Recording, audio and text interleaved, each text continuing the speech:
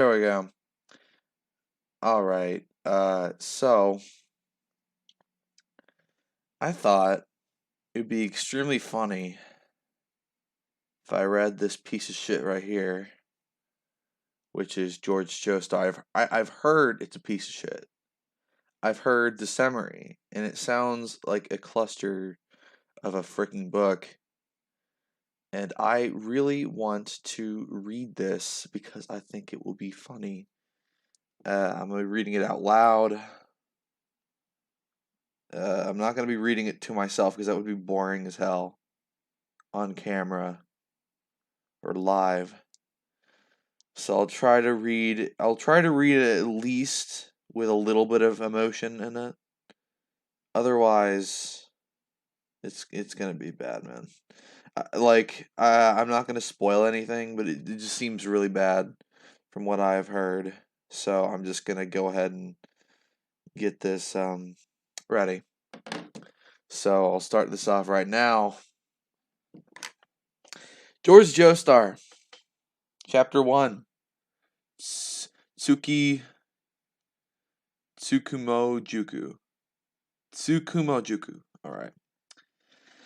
My name is George Joestar. The name was taken from my aristocratic grandfather but was written in the Spanish style.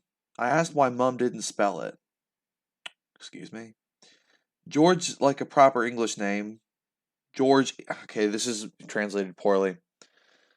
George is like a proper English name, but she just smiled and said, "Well, you were born in the Canary. If I named you George, we couldn't very well call you Jojo, could we?"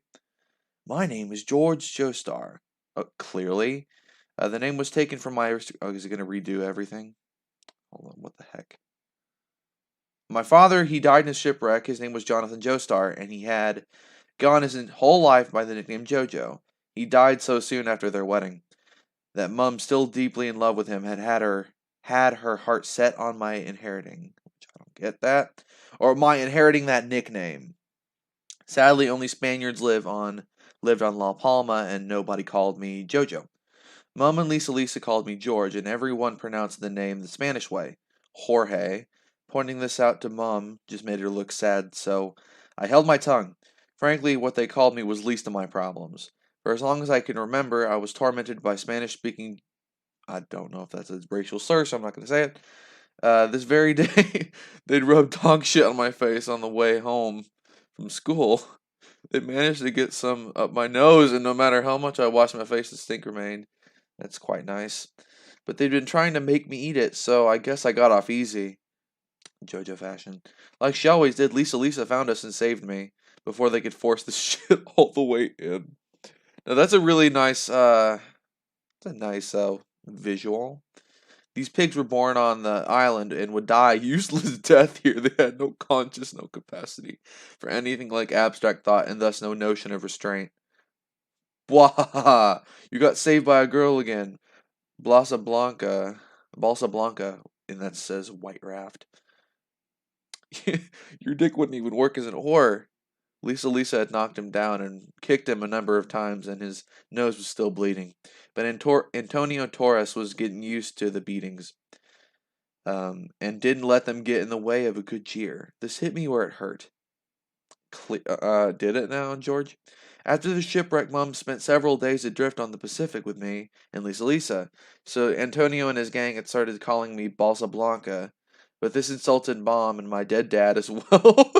So I also always got mad and cried. Look, I even hated myself for it. I was such a damn crybaby. It was like I had just served them all dessert. The moment I started crying, they all killed themselves laughing.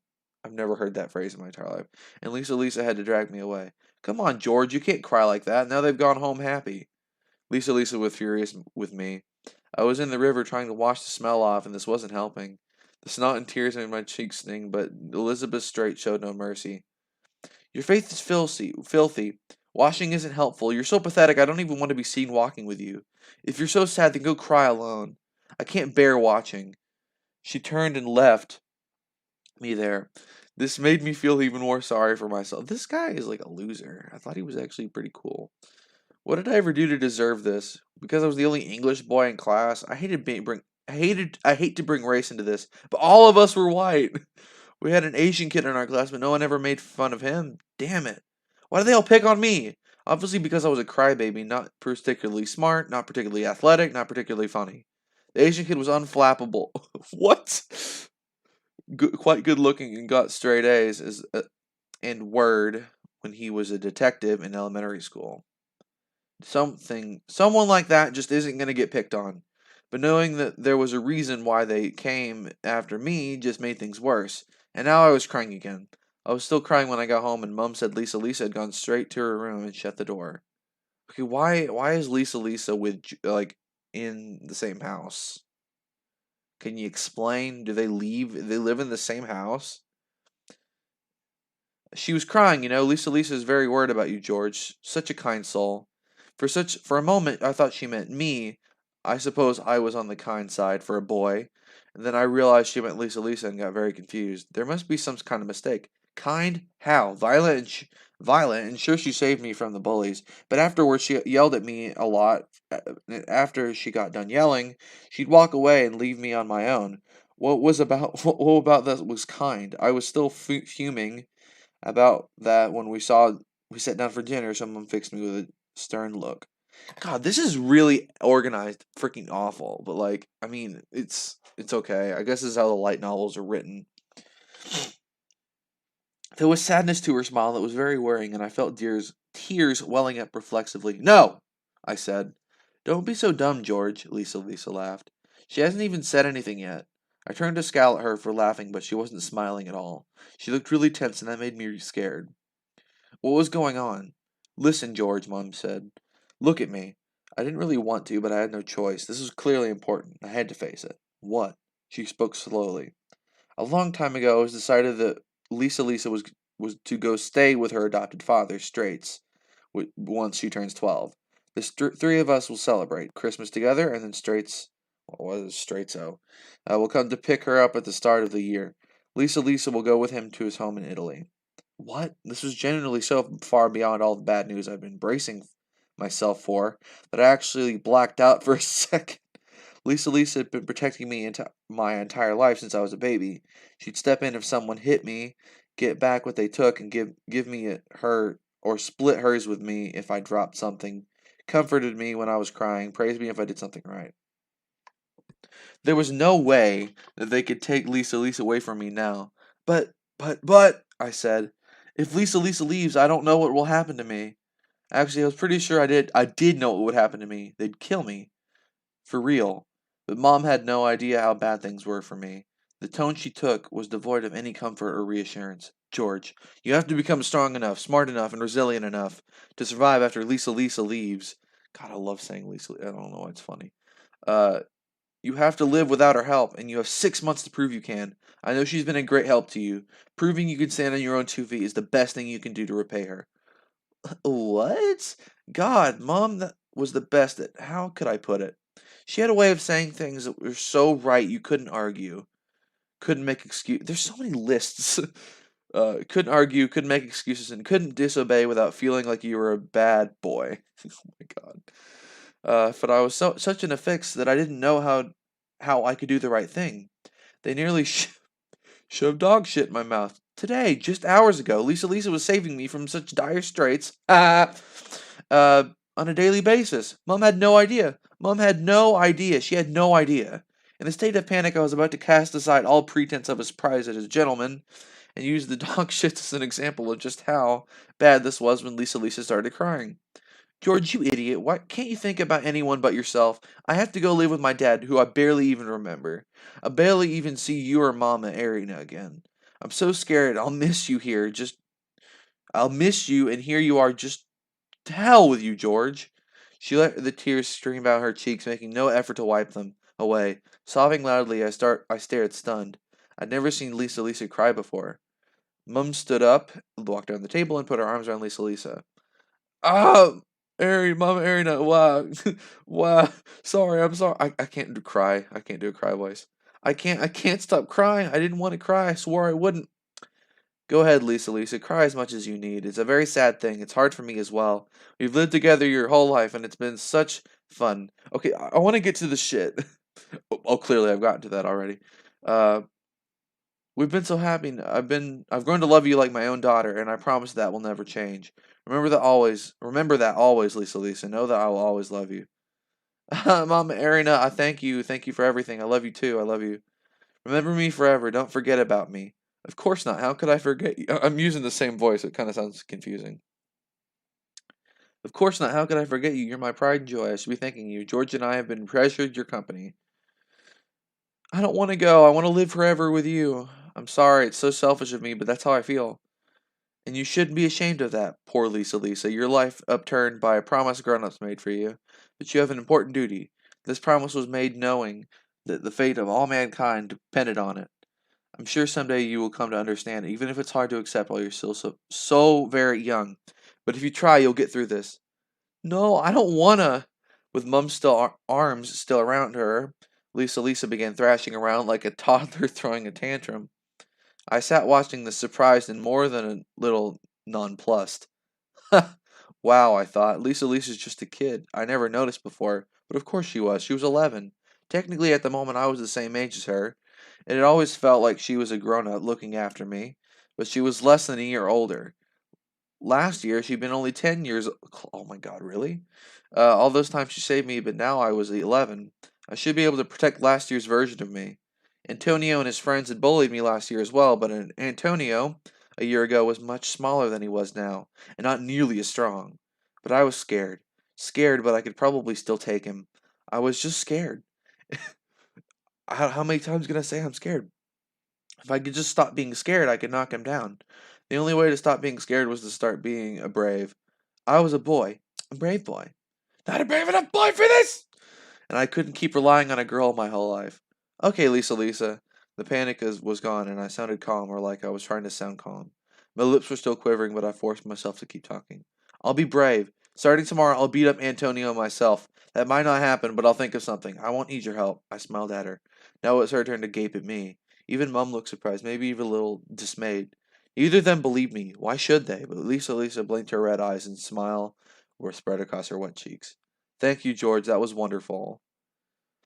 I suddenly realized how pretty Lisa Lisa was. It was like her whole body was sparkling, and I felt this my heart. I felt my heart skip a beat in me. But don't try too hard. I won't. I don't want you getting hurt. She added. Yep. Nobody believed in me, but I had to try. I spent all night trying to figure out how to avoid Antonio's gang on the road to and from school, and trying to think of a snappy comebacks. It's quite a step down from what I'd said at dinner, but all my plans were for naught. Antonio Torres was found dead. Oh my god, what? What? In the morning he'd been murdered. I bet it was Lisa Lisa. She killed that okay. Since I was trying not to meet Antonio's gang on the way from the harbor and trying not to need Lisa Lisa's protection, I'd gone to school very early. Instead of leaving my satchel in the classroom, I hid it in storage room behind the back of the school. I waited for everyone else to arrive and slipped into the class at the last possible section. Section. Second. This was pathetic, but that was the best I could manage in that morning. But as I stealthily opened the door and made a dash for my seat at the back, I became aware of a bizarre silence. Roll credits. These clowns were always yelling about something. Why were they quiet today? Still hunched over, I looked up. Everyone was looking at me. I froze in my tracks. The looks they gave me were not the usual pit, mix of pity and scorn reserved for the class outcast. Instead, I saw fear and anxiety, and above all else, suspicion. For reasons even I wasn't clear on, I immediately looked for Antonio Torres. He wasn't there, but his bannermen were all glaring at me. Oi, George! His first mate, Julio, I'm going to start pronouncing everything in Spanish for some reason, snarled. What are you skulking about for? Where have you been, you limey bastard? Huh? What are you talking about? I came to school like always. I couldn't very well say I'd been hiding in the storage room. Liar! Julio yelled. I went to your house this morning. I ran straight there. You were already gone at 7. Huh? Why'd you go to my house? Was he planning on tormenting me there too? Please no. That would be the... Hold on. That would be the last straw. Surely that was against the rules. What Julio said next, I did not expect. I wanted to see if you know anything about Antonio's death. Antonio's death? What? That piece of shit was dead? What are you talking about? Then why did you lie? You didn't come to school like always? I mean, I did come here a little early. No, you didn't. You went and murdered Antonio. Wait, what? What are you talking about? Antonio was murdered? Don't play innocent. No, no, I seriously have no idea what's going on. What? How could I possibly kill Antonio? Not alone. Julio roared, his eyes gleamed with rage and fear. But if Lisa helped, Lisa wouldn't kill anyone, I yelled back. This was the first time I'd ever raised my voice to Julio. He made him jump, and he hesitated a moment before answering. Where was Lisa this morning? When I went to your house, Miss Violence was missing too. Huh? Your mom was having fits. Neither you nor that girl were in your rooms. You're telling me that both of you just happened to disappear this morning? Antonio was murdered? I don't believe that for a second. You did something to him. I told your mother if Antonio's been killed, then you two must have done it. What? You said it to my mom? You dick. I wouldn't have ever. You don't even have any proof. Nobody but you and that girl protects you. You would ever want to kill him. What are you talking about? I couldn't even begin to kill him. I don't even have the balls to fight him. I was trying to avoid seeing him, so I came to school early and hid in the storage room until class started. This admission was so pathetic and so like something I would do that everyone but Julio let out a relieved titter. Can you prove that? Julio demanded, despite having provided no evidence to back up his own accusations. I can, Mr. Hernandez said, stepping into the door. I saw him from the teacher's room, saw him go into the storage room and come out. Julio, don't go accusing your classmates without reason. Judging from George's behavior and what you two just said, it sounds like you kids have been bullying George. You, Antonio, and the rest of your gang, all ganging up on him. You should be ashamed of yourselves here. Julio turned red, grit his teeth, and stared at the ground. I was pleased he'd finally noticed, but he couldn't have done it sooner? This was exactly why I never expected him to help from him. Julio wasn't quite done yet, though. We still don't know where Lisa is, do we? With Mr. Hernandez watching, I was a little more confident. I allowed myself a theatrical sigh before answering. Listen to yourself. Lisa would never do something like this. She may be good at fighting, but she's a girl. She could never kill Antonio. Bullshit, Julio howled. She's no ordinary girl. You don't know because she's never hit you. We all know. Her punches and kicks aren't normal. It's like electric running through you. It feels like your blood's running the wrong direction. She's got some weird power. Hamon! She used her freaky power to kill Antonio. That's why he died. So weird because of that freak. Huh? He'd lost me entirely. Maybe you should calm down. Lisa doesn't have any power. She does, you just don't know it. She kicked me once and my entire left side wouldn't stop trembling for hours. She punched Antonio the other day and his legs started running on their own. He ran 10 kilometers non-stop, all the way to the beach, right into the water. Nearly drowned. What? That's impossible. Whatever, you don't know. Useless talking to you. Point is, Lisa has some weird power, and you need some sort of weird power to kill Antonio like that. What do you mean? How was Antonio killed? You already know. Fine, be that way. You see, Julio paused dramatically. Antonio was crushed to death, leaving him flat as a sheet of paper, right behind his house. No blood, no muscle, no bones, nothing left of but a sheet of skin. What the hell? Was that really how Antonio Torres had died? Was that real? I definitely couldn't see Lisa being capable of that, but while I was still stunned, the classroom door suddenly slammed open. I've been eavesdropping, and I hate to admit it because it does so spoil an entrance, but it's the truth. Everyone seemed so worked up. I hesitated to enter, but not only did class start, the discussion grew increasingly bizarre. Eventually, it defeated my patience. The boy at the door had a long, thick tube of some sort held under his arm. It was none other than the lone Asian in the class. Tsukumoji. Oh my god, I'm not bad at pronouncing Asian, but this is a bad one. Tsukumojuku Kato. The most handsome, most intelligent, most bizarre boy in class when he walked in. Everyone, including the teacher, paid attention. He had that air about him. Everyone watched as Tsu. Oh my god, I'm gonna call him Tsu frick this. Shut the door behind him and made his way to the desk. Placed a cylindrical case on the floor. And turned to face us. God, in English. I could have just sworn I solved the Antonio Torres case. So why do I get the sense it's only been begun? We all gasped. Solved it? Julio shrieked. What a load of crap. We found Antonio's body, and the police had only just arrived when we left. That was less than an hour ago. You're not a cop. How would you even know that he was dead? And here you are claiming to have solved the case. Because I did, Tsukumojuku said. But how? Julio said at a loss for words. You know that, because I'm a detective, Julio Gonzalez. I happened to pass the Torres residence mere moments after you came bursting out of it. Some would say that fate brought me here. Probably. He added cryptically. Tsuk- Tsukumojuku looked at me, but it seems fate is leading me in a different direction. As I stood my ground against his piercing stare, I wondered how he could speak in such a grown-up mannered fashion. Was he really 11? No, he hadn't had a birthday yet, so he was only 10. Then it struck me, this was the first time I'd ever talked to him face to face. I said, my voice shaking. So you solved the murder of Antonio Torres? Was Lisa Leafton involved? So I thought. Past tense. So you didn't? Instead of answering, he asked, George, have you ever read a detective novel? A detective novel?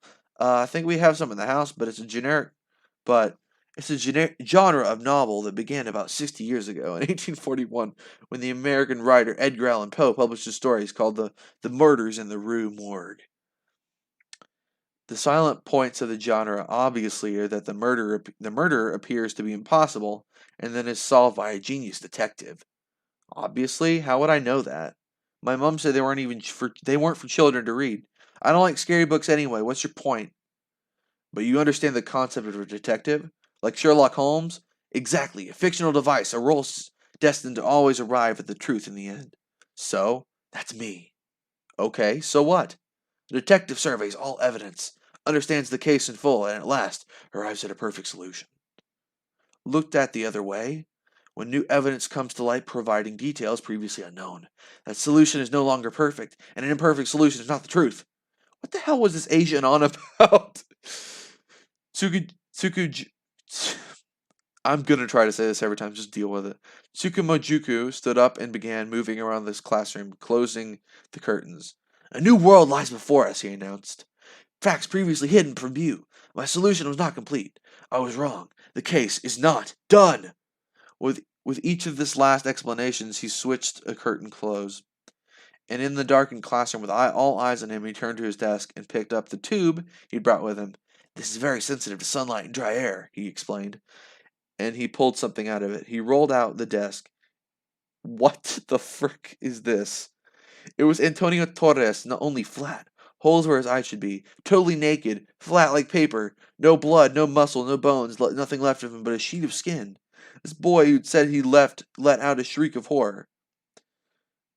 What's wrong with you? Why would you bring a classmate's corpse here? The cops are going to be pissed. Oh God, oh God. Tsukimojuku didn't bat an eye.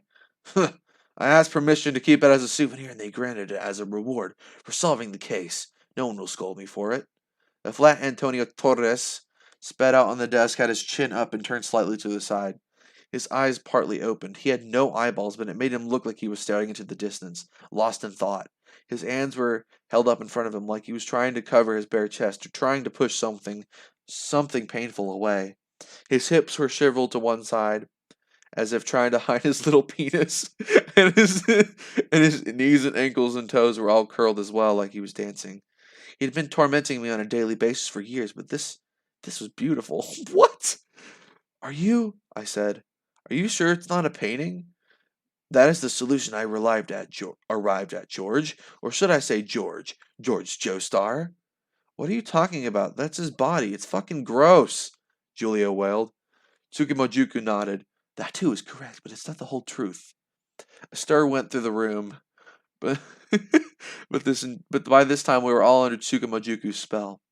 This is a work of art created by Antonio's mother, Maria Torres. She made it by peeling off her son's skin. The bones and blood and flesh were not removed.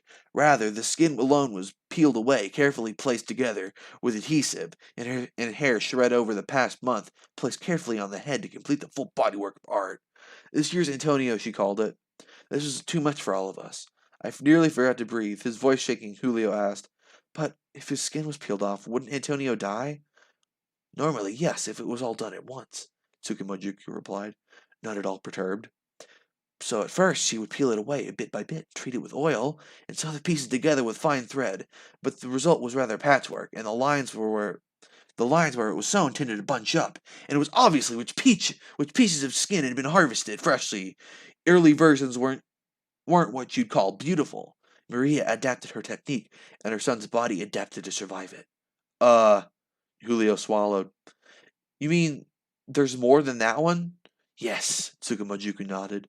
She'd been making one a year since Antonio was a baby, so including this year, there are 12 in all. The early ones are not well done, but starting with last year's, they've become rather remarkable. This year in particular, a bona fide masterpiece. With Julio at a loss for words, someone else mumbled, "So horrible. His own mom? How could she? It's unnatural." Her love for her son was hardly natural, Tsukumojuku said. Since the invention of the photograph, Kodak cameras have been readily available. La Palma may not have a camera shop, but there's one in Santa Cruz. I love this voice I'm doing. Uh, Santa Cruz de Tenerife. But Maria wanted the skin. It was a texture she loved, I suppose. No photograph can preserve that. Before the police took her away, Maria ran her cheek against it, desperately trying to savor her last moments with her art. I could hear several of my classmates throwing up, their vomit splattering closely at this year's Antonio, but I couldn't see any sewing or patches at all. Where were they? Were they on the inside? But I didn't dare touch it to see. It's beautiful, isn't it? Dukumojuku said, standing beside me. There's only one seam in it, running down his back from his neck to his rear. Okay, excuse me. How could there only be one seam? Specifically because that makes no sense, dude. It was like like he said, pieces by pieces. A quilt. That's one way put it. But that only applies to the early ones. Like I said, she improved her technique, and her son's body adapted to it. Every summer, his mother would peel off his skin, even if she was careful. Not enough to kill him, but stripping pieces off would have been very painful. He needed some defense against all this. All cells in the human body are replaced every 7 years, but our skin is replaced once a month. And in Ancio Torres cases, 3 days before June 16th, Maria customary skinning day, his skin cell production would speed up. And all Maria needed to do was make a single incision along his back, and Antonio could slip out of his old skin. His new skin would be thin but fully grown. He could shed his old skin like a snake. Then Maria would apply a thin coating of oil to cast off skin inside and out to prevent it drying out, and seal the rear incision with medical adhesive. That's how this year's Antonio was made, he said, like a waiter explaining a recipe. So the real Antonio Torres is still alive? I asked. If this wasn't a corpse, it was but a cast-off skin, then the arrest of Antonio must be somewhere, and I would have to form a new strategy for avoiding Antonio. Hold on. Tsukumojuku smiled awkwardly. I assume he was. He assumed to face the classroom door. You may enter, he said. What? May? Quite the haughty choice of words. I turned to look at the door as it opened. Antonio Torres was standing there expressionless. His comrade Julio took a step forward to greet him, but wait, stay back! Tsukumojuku's bark was so loud Julio jumped and froze in his tracks. I was certainly on edge at being suddenly confronted by a not-so-dead Antonio, but at the same time something seemed wrong. Antonio usually laughed raucously, talked down to me, his friends and grown-ups, bossing everyone around. He was always on the move, never settling down, his eyes sending sharp glances in all directions. Now he just stood there in the door, vacantly, doing nothing. I'd never seen him so still. Normally Antonio would have burst in the door, and would never have waited outside, even if Tsukumojuku ordered him to. But here he was, standing silently, not moving at all. Even as I wondered, Tsukumojuku said, "You didn't say a single word to me on the way to school, Antonio. I assumed you were in shock. Your mother had just been arrested, after all. But I was wrong, wasn't I? I thought you smelled a little right, but good manners prevented me from saying anything. This, too, was a mistake. Were there, in fact, two versions of this year's Antonio?" The thing standing there was not Antonio, alive. I knew that. Antonio would never act like this. "Would the person inside kindly step out?" Tsukumojuku said. The rest of the class finally realized that the thing in front of us was someone else wearing Antonio's cast-off skin. Julio and his cronies took a step back. I have a very good sense of smell. Despite the stench of the skin, I could clearly smell the shampoo you used, Sukhi said. I can't name the brand, but it's the same shampoo George Joestar uses. Oh, God. Huh? What? I stammered. Antonia sort of sighed. There are things you're better off not knowing, detective, a girl's voice said. A voice I knew. I didn't want to frighten the children, she said. Antonia's back split open and Elizabeth Straits emerged from within. Ah! The whole class screamed. I couldn't scream. As she came out of Antonio's skin, Lisa looked so beautiful, even more beautiful than I thought the night before. Wow, Lisa is amazing, I thought. A strange realization that left me weird calm. Tsukumojuku said nothing, but his eyes shone with keen interest, watching her closely. She tossed Antonio toward us aside, wearing nothing but a corset and her underwear, nearly naked, but not at all embarrassed. She seemed supremely comfortable. She was like the women in the theater of printed advertisements, just smaller, not yet as curvy. What's going on here? Everyone stay quiet. I'll take care of this, Mr. Hernandez said, and went out into the brightly lit hall. Lisa ignored him. She pulled her dress out of Antonio's bag and put it on. My name is Elizabeth Straight, she said. Hold on. I'm a student at this school, a year ahead of you. What I'm about to say is very important. The person who murdered Antonio is hiding somewhere nearby.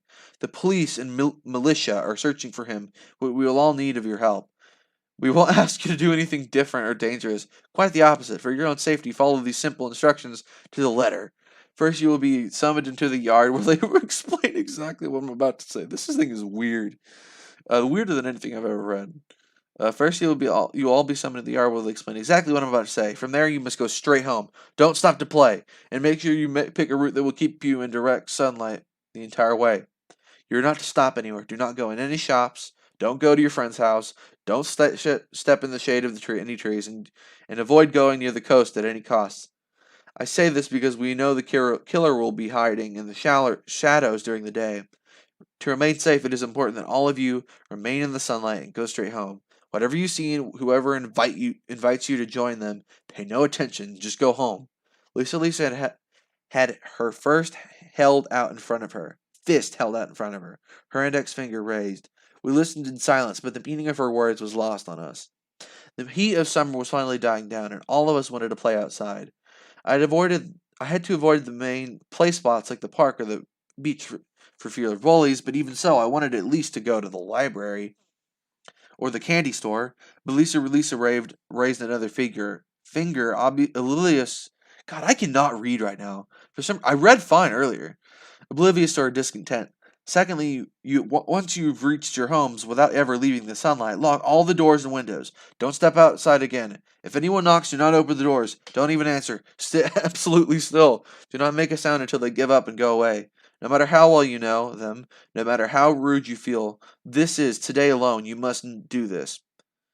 The police have given everyone these same instructions, so anyone knocking should know better. Today is a day where nobody except your family is allowed inside your homes. Today you must all play quietly at home. Except if the doors and windows are all shut, it would get unbearably hot. And staying home okay, this is not her. Except if the doors and windows were all shut, it would get embarrassingly hot. Unbearably hot. And staying at home sounded very boring. Others in the class were starting to grumble, but Lisa ignored them. Third, once the sun goes down, let no one in, not even family. If everyone fails to get home before sundown, then gather at the center of the house with everyone who did not come home and hide. If the missing people or anyone else did arrive, don't speak to them. Don't answer if they call. Stay hidden until morning. Once the sun has fully arisen, sneak out of the house and go to the police station. Or find some policemen or militiamen patrolling. Lisa now had 3 fingers raised, and her order was becoming so unreasonable the grumbling grew louder. Be quiet and listen, Lisa snapped. Everyone shut up instantly. Fourth, she said, raising her last finger. Oh, do you not have another finger? At some point this evening, you may hear a commotion from a house near yours. Loud voices, sound of fighting, even screams. Don't go and see what's going on. If you hear strange sounds or voices, do exactly as I said before. Hide in the center of the house with your family and wait for the morning. Don't speak to anyone. Don't make any sound. Wait for sunrise. What was going to happen tonight? As the meaning of Lisa's instructions settled in, panic spread. Some of the girls started to cry. Are you done? Tsukumojuku asked.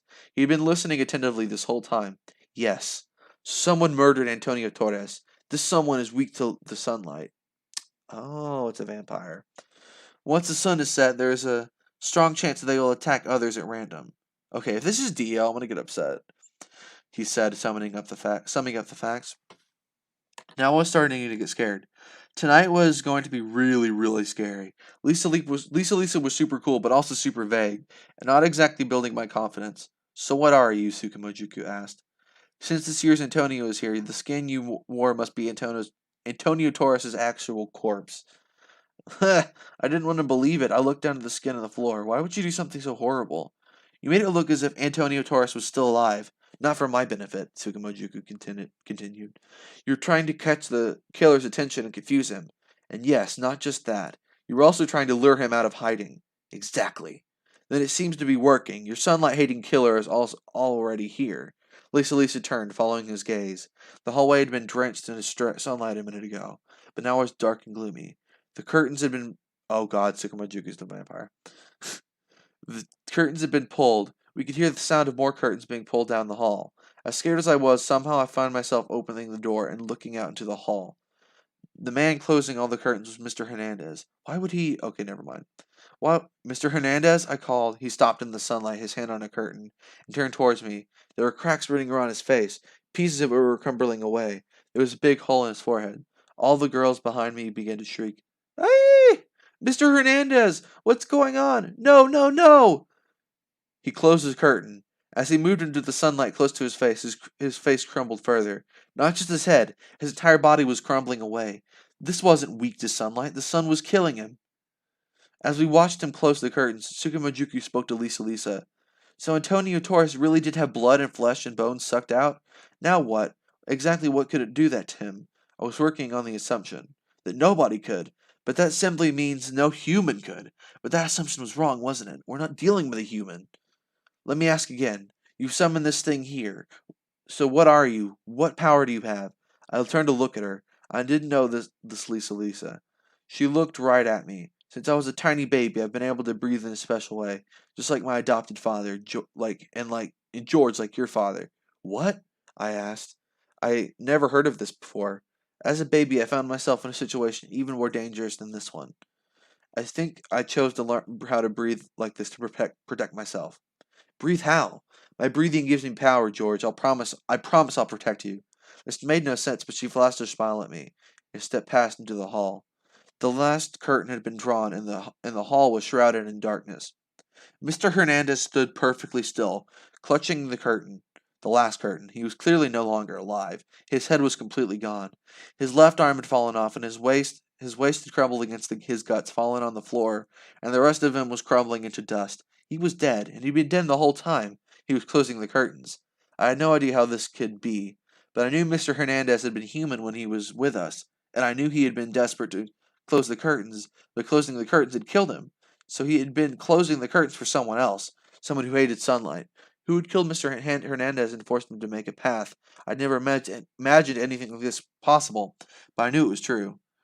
George, take a few steps back, please, Lisa said, staring into the darkness. If you get too close, you'll be shocked. Oh, I took a step back. Tsukumojuku stood his ground. When I glanced at him, he said, Experience is everything. I was scared, but I couldn't tear my eyes off Lisa. He's here, she said, her eyes narrowing. Huh? Tsukumojuku said, peering into the depths of the hall. Did Antonio have another brother? An older brother? No. There's a young man who looks just like Antonio Torres, standing on the ceiling. What? I wanted to see, but I wasn't going out there. I couldn't move a muscle. Senorita, a voice said, apparently addressing Lisa. The voice had a strange sweetness to it that made me feel dizzy. Have you seen my son? Son? He's all right looking, but such an awful brat. I didn't like his guts, so I ate him whole. But then I heard he was going to school this morning. I know he can't be alive, so this is quite odd. He ate him? I looked down at the floor where Antonio's skin lay. You mean the little turd that picked on my brother? Lisa said, her voice was trembling. Don't worry, he's dead. Is he? Was I mistaken? I think he's better off dead. I mean, his mother's a pervert who enjoyed peeling his skin off, and his father's such a terrible father, he ate his own son. Dying must be a relief. The man fell silent, but I heard a sound. Phew, like a long breath. Alejandro Torres. If you had been a better father, my precious George Joestar might never have been tormented by your piece of shit son. You'll pay the price for that.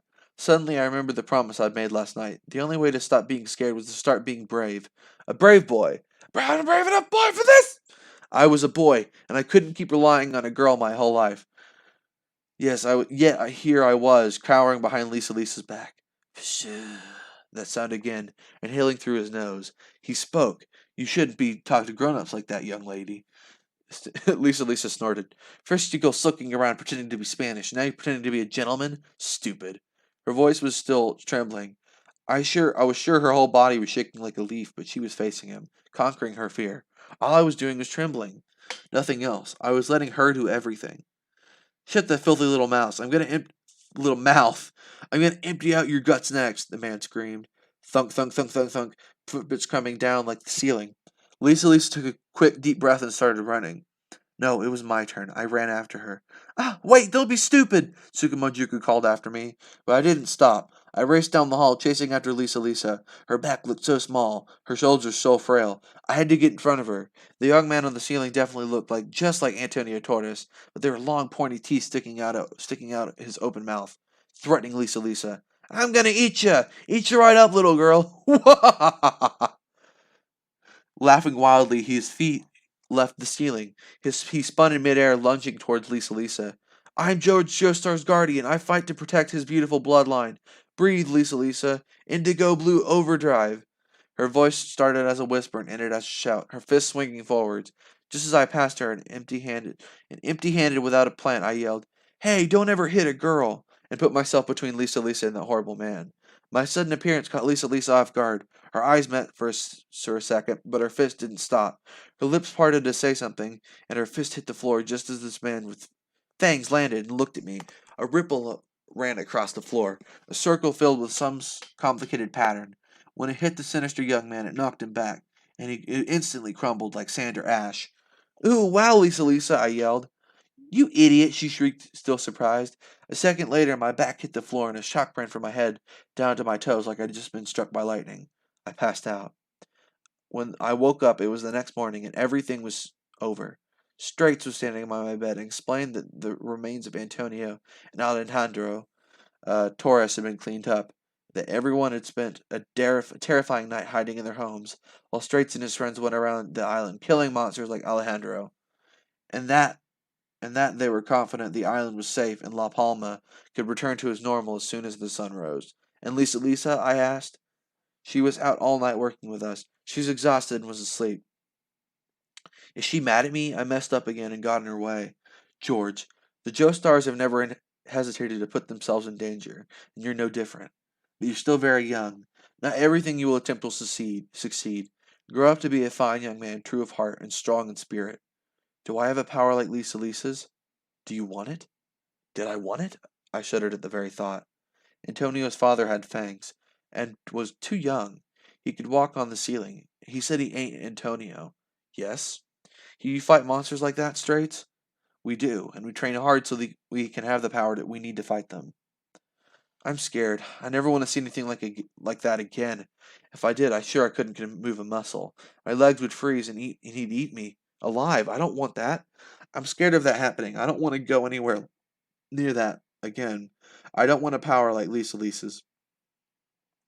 As I said this, I felt so pathetic I started crying. At the time, the fear had left me, but it all came flooding back. A heavy sort of fear that made it hard to breathe. I was panting through my sobs. I was mad at myself for crying in front of the Straits, but at the same time, look how pathetic I am.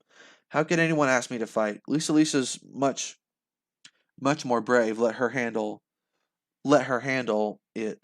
I was awful, and that just made me cry harder. But you did move, didn't you? Straight said, patting me on the back. I didn't say anything. What I'd done was just dumb. I was embarrassed. Straits and company decided to stay in La Palma until it was time to take Lisa with them to Italy. They said they'd start in her training in earnest, while chasing the monsters. I didn't want to hear it, so I didn't ask. I couldn't meet Lisa's eye, and she spoke to me less and less. and the mood in the house got so grim that I was almost looking forward to her leaving. While I was still at home recuperating, Tsukumojuku came to visit. When I asked how things were at school, I heard I was hardly the only one almost absent due to shock. Julio, on the other hand, had come every day and largely taken over Antonio's role. He made it sound like he had no plans to continue persecuting me, though. Elizabeth mentioned it in passing, but apparently the Torres family were actually English. I looked into it. Their real name was Hightower. Antonio was born Anthony, and Alejandro was actually Alexander. They simply changed their names to seem more Spanish.